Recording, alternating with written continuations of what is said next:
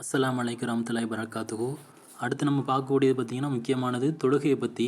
இந்த தொழுகை வந்து அல்லாஹ் வந்து என்னுடைய தொழுகையை வந்து அல்லாஹ் ஏற்றுக்கிட்டானா அப்படின்னு நம்ம எப்படி தெரிஞ்சுக்கிறதுனா, நம்ம குரானில் அல்லாஹ் கூறப்பட்ட அதை தடுக்க நம்ம எல்லாம் செய்யக்கூடாததா என்னெல்லாம் செய்யக்கூடாதுன்னு சொல்லியிருந்தானோ அதெல்லாம் நம்ம செய்யாமல் இருந்துட்டோம், அது நான் எதுவுமே செய்கிறதில்ல அப்படின்னு நம்ம ஒரு இருக்கோம், நம்மளுடைய வாழ்க்கை முறை அப்படி இருக்குது அப்படின்னா நம்ம தொழுகையை அல்லாஹ் ஏற்றுக்கிட்டான்னு அர்த்தம். அது மட்டும் இல்லாமல்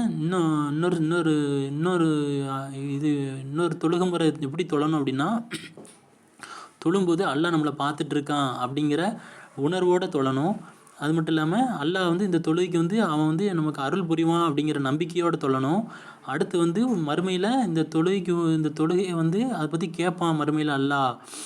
இதுக்கு வந்து நீ தொழுதியா, ஒழுங்காக தொழுதியா, தொழுகையில் எந்த சிந்தனையும் இல்லாமல் தொழுதியா, உள்ளட்சத்தோட மறுமைக்கு பயந்து தொழுதியா அப்படிங்கிறத கேட்பான் அப்படிங்கிற பயத்தோடையும் நம்ம தொழணும். 3 விஷயம். அல்லாஹ் மீது அருள் மீது ஆதரவு வைத்து, மறுமையில் அல்லாஹ் வந்து இந்த தொழுகையை பற்றி கேட்பாங்கிற பயத்தில், மறுமையோட பயத்தில் வச்சு, அடுத்து வந்து அல்லாவை விரும்பி அல்லாஹ் மீது அன்பு கொண்டு நம்ம வந்து தொழணும். இந்த மாதிரி தொழணும். அது மட்டும் இல்லாமல் இன்னொரு தொழுகையை எப்படி உயிரோட்டமாக்குறது அப்படின்னா, தொழுகையில் நம்ம வந்து அல்ஃபாத்தியா துணை சூறாலாம் ஓதுறோம் பார்த்தீங்களா, அதனுடைய அர்த்தத்தை உணர்ந்து நம்ம தொழணும்.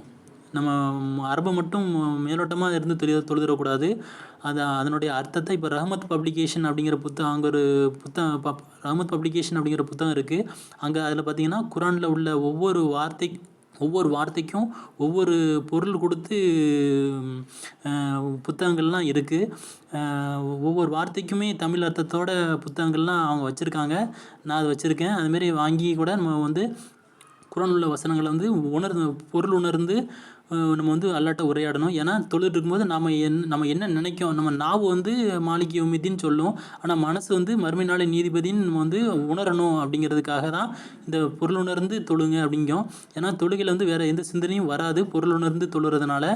அது மட்டும் இல்லாமல் தொழும்போது நம்ம அப்படி உணர்ந்து தொழும்போது மனசு வந்து சாஃப்டாயிரும், மனசு மென்மையாயிரும். நம்ம எல்லாத்துலேயும் அன்பாக பழக ஆரம்பிச்சிடும். மென்மையாக எல்லாத்தையுமே எதுவுமே மென்மையாக வந்து இப்போ அணுகுவோம். மனசு வந்து ரொம்ப மென்மையாயிரும். அல்லாவுக்காக பொருள் உணர்ந்து பயந்து அல்லாஹ் நம்மளை பார்த்துட்டுருக்காங்கிற உணர்வோட மறுமைக்கு பயந்து இந்த மாதிரி தொழுகையில் வந்து உயிரோட்டமாக நீங்கள் வந்து தொழுங்க. பேரளவில் தொழுதாதீங்க. அப்படி தொழுதிங்கன்னா கடைசி வரைக்கும் இந்த தொழுகையை கொண்டு போக முடியாது. நான் சொன்ன மாதிரி தொழுகைக்கு வந்து உயிரோட்டம் கொடுங்க. உயிரோட்டத்தோடு தொழுங்க. அல்லாவுக்காக இந்த தொழுகிறங்கிற நியத்தோடு தொழுங்க. மாஷா அல்லாஹ், அல்ஹம்துலில்லாஹ்.